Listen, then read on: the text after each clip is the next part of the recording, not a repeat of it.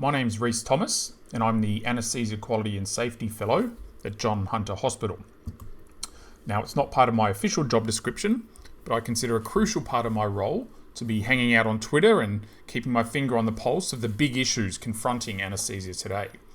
And this is an example of something that I discovered on Twitter recently. It popped up in my feed during the 2017 ASA conference in Perth, and it touches on the main theme of this presentation, namely names. And it became a bit of a running joke on Twitter about all anaesthetists being called Dave, but it was quite strange to see so many in senior positions within anaesthesia with that name.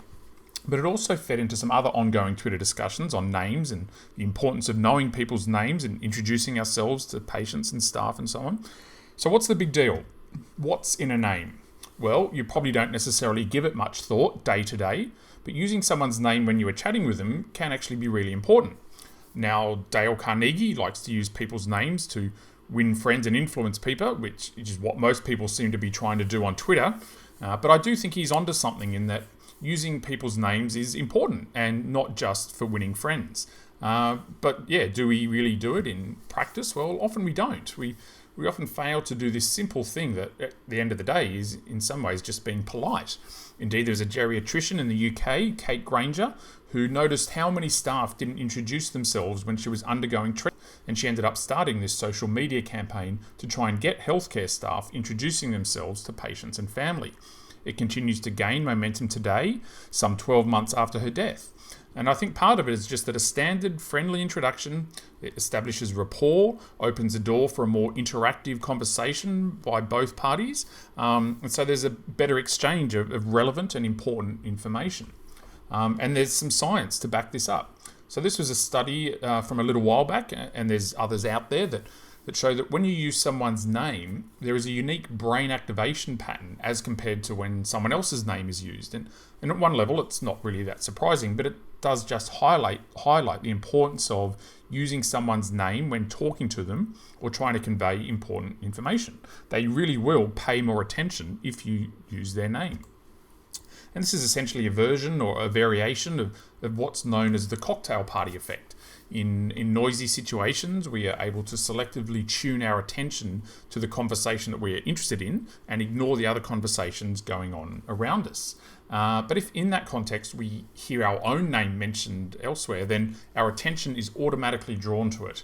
Our brain is subconsciously wired to draw our attention to people that use our name. Although for some reason it doesn't seem to work with my kids unless I use their first, middle and last name and use a particular tone of voice. Yes, but this phenomena, interestingly, does actually have some clinical relevance to anaesthesia as well. So in this study, they randomized 100 patients, and yes, these patients would hear a recording of a message played in a loop via headphones at the end of an anaesthetic. And it would say either "patient, open your eyes," or the other group had their first name, followed by their surname, and then "open your eyes." Although, yes, it was said in Korean for this study. And with just this very simple intervention, they were able to show a statistically significant reduction in the time to the patient opening their eyes, for the patient's BIS to rise up over 60, for removal of their LMA, and perhaps most importantly and interestingly, there was a statistically significant reduction in the time to discharge the patient from recovery. So yes, maybe a Dave by any other name would just be ignored. Okay, so letting our patients know our name and us knowing their name is important. But what about staff knowing each other's names? Well, according to the surgical safety checklist, we're meant to introduce ourselves to the other team members before each case. So obviously they think it's important that we know people's names and roles.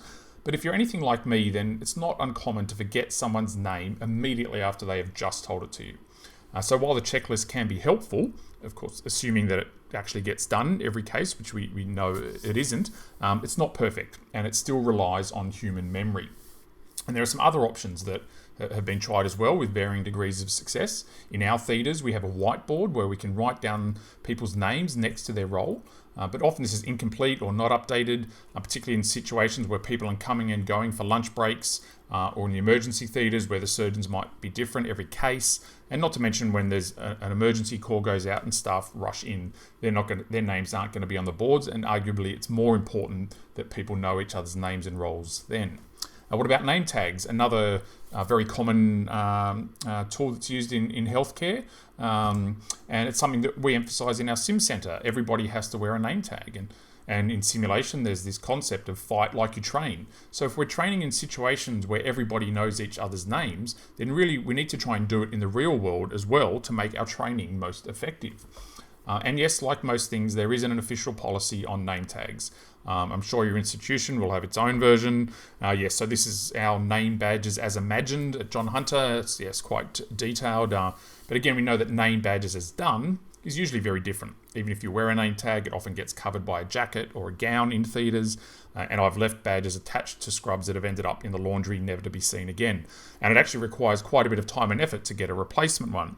So name badges aren't really the perfect solution either. And also you notice there, it says that they must be worn at chest height in the right or left quadrant. So even if staff do the correct thing and wear a name badge, then we can potentially run into this slightly awkward issue of them trying to read it. So yes, we all know how hard it is to remember so many people's names, new staff rotating through, extra people during an emergency, uncomfortable situations where we don't know someone's name, but we've been working with them all day and it's now just too embarrassing to ask. So is there anything that we can do to make things better, even slightly, and that it's not dependent on human memory, which we know can fail us so easily? Well, again, Twitter has provided an idea that I think is worth considering. So this was from Rob Hackett, a friend who works down in Sydney as an anaesthetist, and he's quite passionate about patient safety, and this is one of his current projects. And it's a very simple idea of putting our names and roles on our theatre caps. And after his initial efforts using Elastoplast and a texter, Rob's been able to set up an online ordering option at Hunter Scrubs. It's in Gateshead near Newcastle, it's just down the road from me, but you can get them online. There's a few options there in terms of colours and patterns, and you obviously put in your own name and role or whatever, and can be ordered online. And I'll admit though, when I first saw the idea from Rob, I wasn't that keen on it, but the more I thought about it, I realised the main reason I didn't want to do it was because no one else was, so I thought I would look silly. But I began to realise that this was a simple yet potentially effective solution to an issue that I had frequently experienced myself in theatres, and the reasons I had for not doing it actually weren't very good when compared to the reasons for doing it. So I took the plunge, headed down to Hunter Scrubs, to their shop front myself, and got a couple of different test versions made up. So there's one, and at my hospital, some staff will wear a red hat when they're in charge to further identify their role. There's an option for that. And Hunter Scrubs were very approachable and helpful. I was able to track down some Asterix fabric online that I quite liked. I took it down to them, and they were able to whip up a few hats for me as well. And there's more than one way to skin a cat.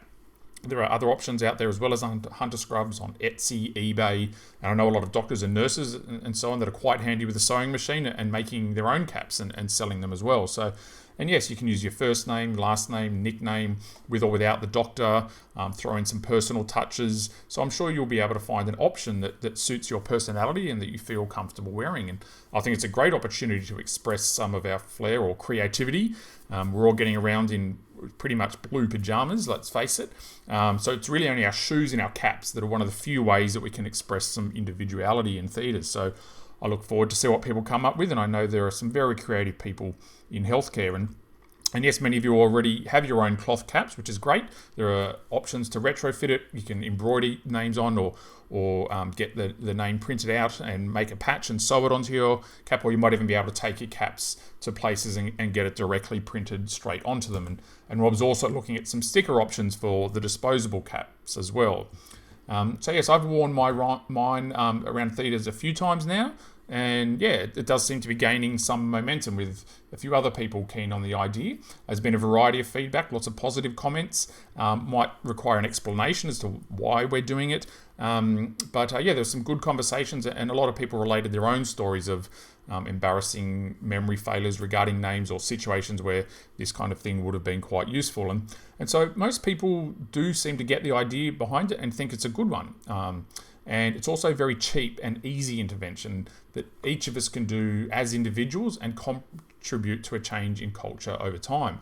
So often we run into brick walls and funding constraints trying to implement changes that we know can be effective.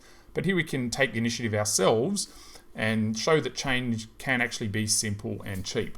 We can also play the environmental card by keeping disposable caps out of landfill, and also satisfy the hospital bean counters, because every disposable cap that we don't use will save them about 6 cents. So yes, Destiny's Child was right. People do just want you to say my name. Remembering and using people's names when we're talking to them, giving them information, or asking them to do something is important. Leaves a good impression, enables better interaction and discussion, and will facilitate good communication during handover of patients or in an emergency. And knowing people's names can also help create a friendly and supportive work environment, which is another area that we really need to try and improve in healthcare. So given that knowing people's names and roles is important, let's try and make it easier for people to do just that. Let's adopt this, well, it's almost a forcing function, and it's not dependent on people's memory. So I hope you'll seriously consider the option. There's lots of ways to implement it for yourself or for your hospital, and think about the reasons why you might be hesitant to adopt it, and whether they're valid reasons or not. I'm sure you can tailor a product that you are comfortable with, and I generally think if we get enough people doing it, it will just become the norm and people will wonder what all the fuss was about. Convincing surgeons might be a harder nut to crack, but I think it's even more important for them due to the fact that they are scrubbed up with gowns and masks, and name tags really aren't an option there. But I think they'll come round once they realise it'll be much easier to draw our attention away from our Sudokus and crosswords if they use our name. But at the end of the day, I think it's mostly about patient safety. And so I hope that some of you at least will choose to be like Clive. Thank you.